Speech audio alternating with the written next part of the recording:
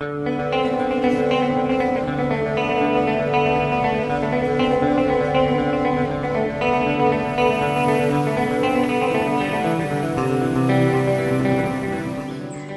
Sot is a bustling city in the Tak province of Thailand that shares its west border with Myanmar.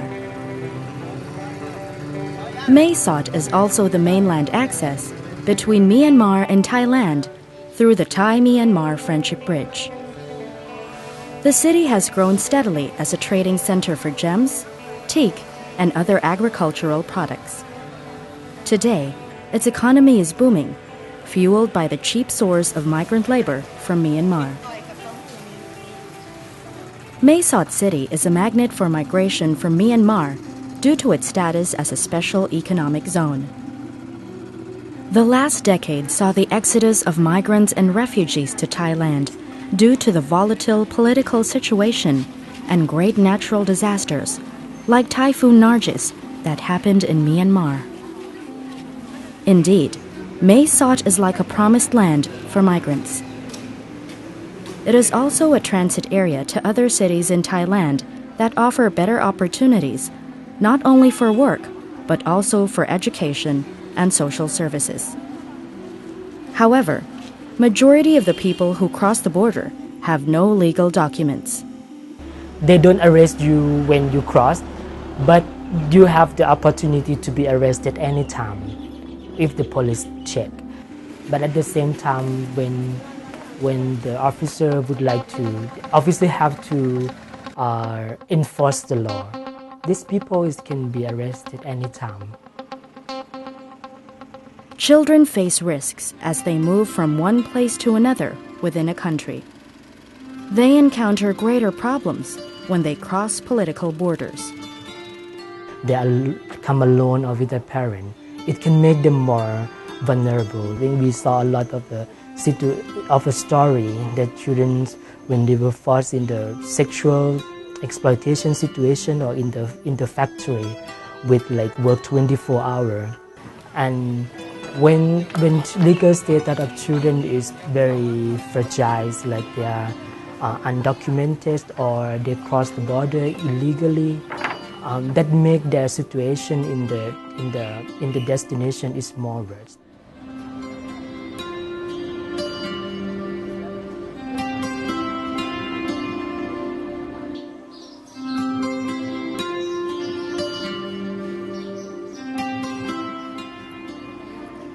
Cherry left Yangon with her parents and siblings when she was 5 years old.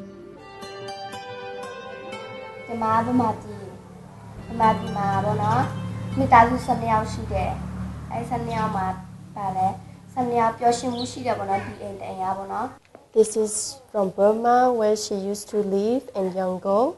There was 12 people in the family. So here's the two kids used to play in front of the house.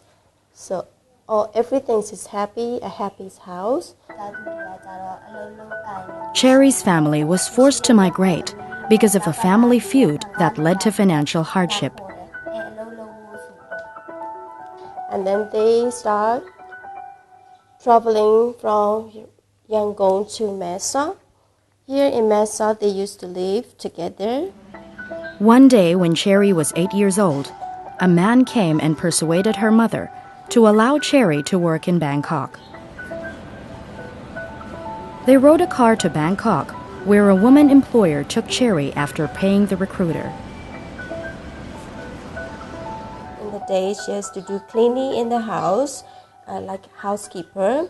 But in the nighttime, 8 o'clock in the nighttime, she has to go out to the street and sell the flower.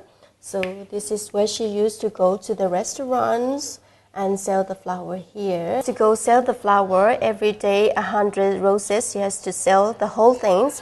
If she's not finished, this lady will torture her, will beat her, or burn her with cigarettes, something like that. Cherry, a victim of child trafficking, devised clever ways to sell 100 flowers every night, or she would face punishment. She decided to flee from this bondage after 4 years. She was 12 years old when concerned Burmese women in Bangkok helped her to ride the bus at Mo Chit Station in Bangkok to return to Mae Sot. Cherry, who is now 18 years old, has received socio-economic assistance from the Foundation for Women to start a chicken food cart business for her family. The Foundation for Women is a partner organization of Terre des Hommes, Netherlands. Well, in FFW, we are helping people, especially women and children, to be saved, to be happy, also to have education. When her family becomes self-sufficient, Cherry hopes to resume her studies and become a teacher someday. Because sometimes the people move without document because the process to get the document in their country is so complicated and so difficult and costs a lot. So they don't have money to have a document. So they have to asking help from the smuggling group to help them to crossing the border. And then when they cross, they state that they become illegal.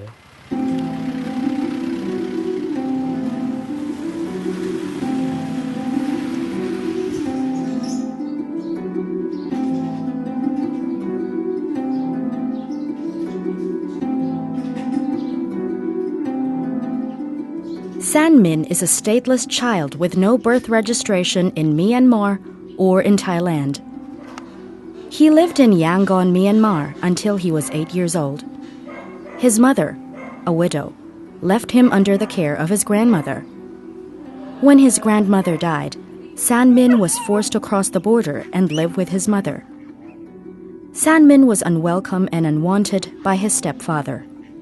He was neglected by his mother, who was also an illegal migrant in Mae Sot. Child rights workers rescued San Min and brought him to this shelter. He now goes to school on humanitarian grounds under Thai regulations for refugees and migrants. San Min finds peace and fulfillment in drawing portraits.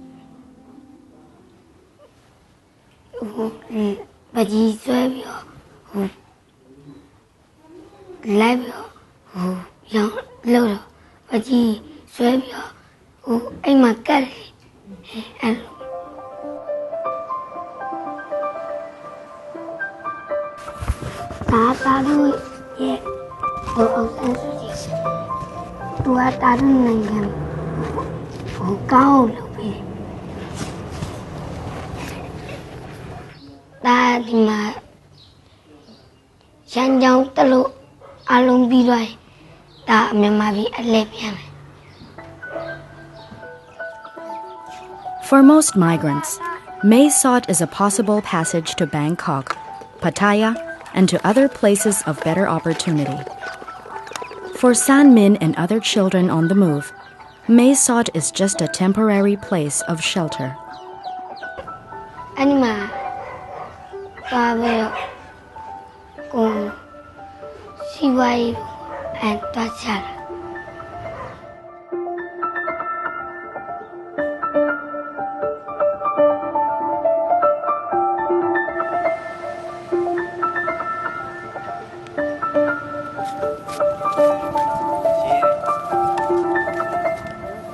Whether alone, with peers, or with their families, the children move away from their homeland for many reasons: to escape family problems, poverty, disaster, war, social neglect, or discrimination.